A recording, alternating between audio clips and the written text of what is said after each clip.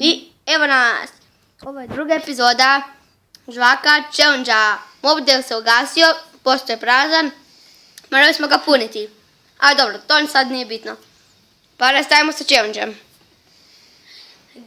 Isto kao i zadnji put. Znači, minuta i 15. 14 žvaka.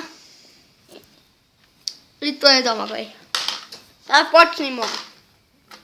Čekaj. 3, 4, sad.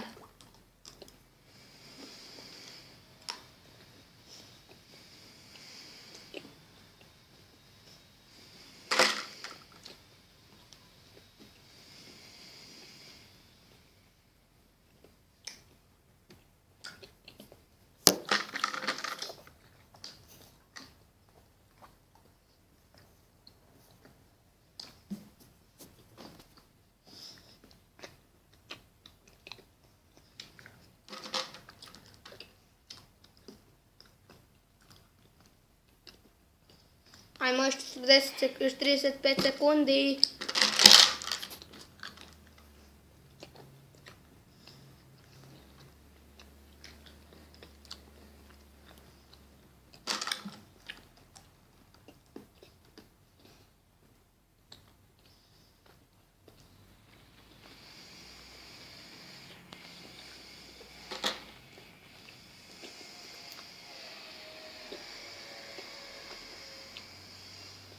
Ajde.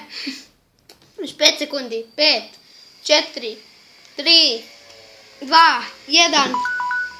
Ništa, ostao ti 7 žvaka. pola sam ih pojeo. Meni nije nijedno. Ostao sam, ja nisam stigao prežvakat. U redu, to bi bilo to što se tiče ove epizode. Hvala vam što ste gledali ovaj video i vidimo se u sljedećima. Pa! Usput, ovo je moj pa.